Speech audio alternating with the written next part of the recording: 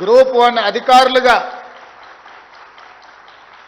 మీ నియామక ప్రశ్నాపత్రాలను మీ నియామకాలకు సంబంధించిన నిర్ణయాలను చేసే దాంట్లో ఆర్ఎంపీ డాక్టర్లో లేకపోతే మీకంటే చిన్న హోదాలో ఉండే ప్రభుత్వ అధికారులను నియమించలేదు ఈ ప్రభుత్వం.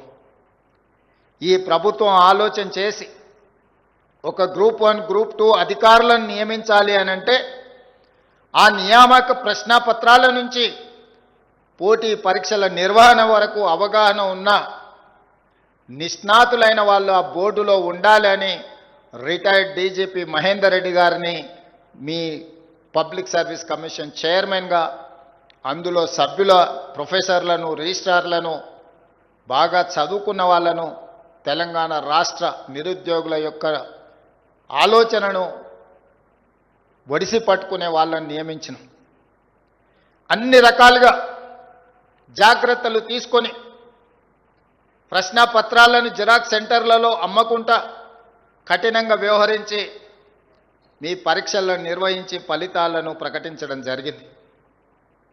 మీ ఎన్నికైన సంతోషాన్ని ఒక్కరోజు కూడా మీకు మిగిలించలేదు.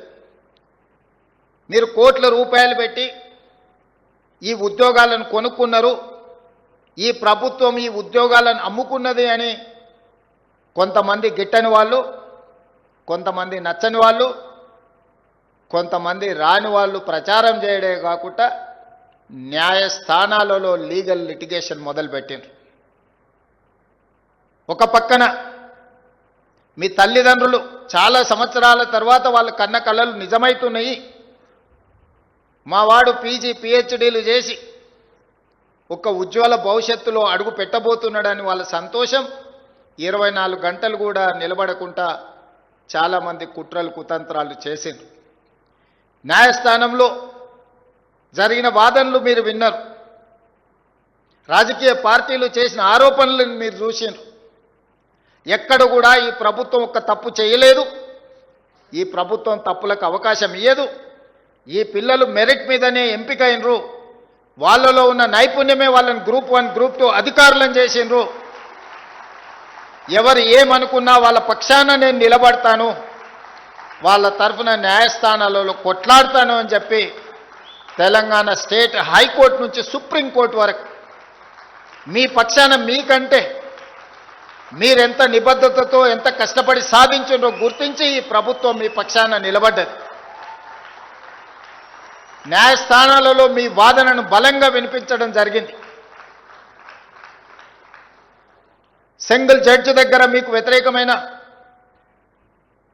నిర్ణయం వస్తే డివిజనల్ బెంచ్లో అప్పీల్ చేసి మీ పక్షాన బలమైన వాదనలు వినిపించి అన్ని న్యాయపరమైన చిక్కులను ఛేదించి ఈరోజు మీరు మీ తల్లిదండ్రులు కన్న కలల సాకారం చేయడానికి మీతో పాటు ఈ ప్రభుత్వం కూడా సంపూర్ణంగా కృషి చేసి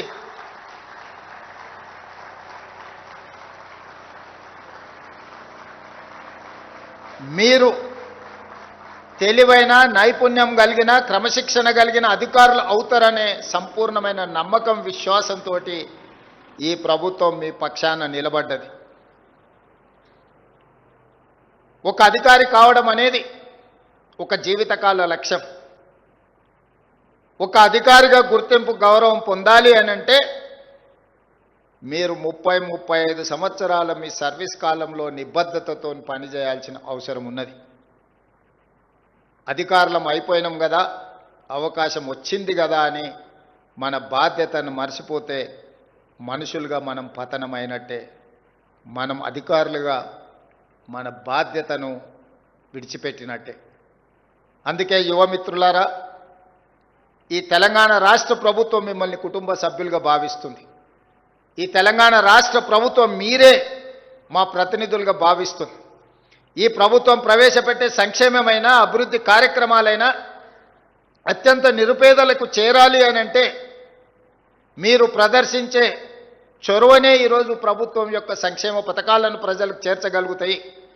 ఓ ఇందిరమ్మ ఇల్లు ఇవ్వాలన్నా, ఓ పేదవాడి రేషన్ కార్డు చేరాలన్నా, ఒక సన్న బియ్యంతో పేదవాడు కడుపు నిండా అన్నం తినాలన్నా లేకపోతే 200 యూనిట్లు ఉచిత కరెంటు పేదవాడి ఇంటిలో వెలుగులు నింపాలన్నా, లేదా రైతుకు రుణమాఫీ జరిగి ఆ రైతు కళ్ళల్లో ఆనందం చూడాలన్నా మీరే మా కళ్ళు, మీరే మా చెవులు, మీరే మా ప్రతినిధులు.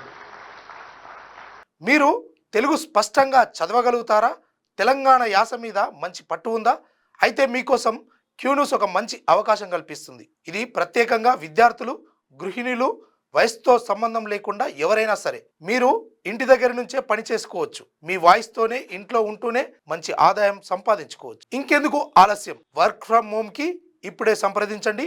మా నెంబర్లు 8688926084, 8143001981.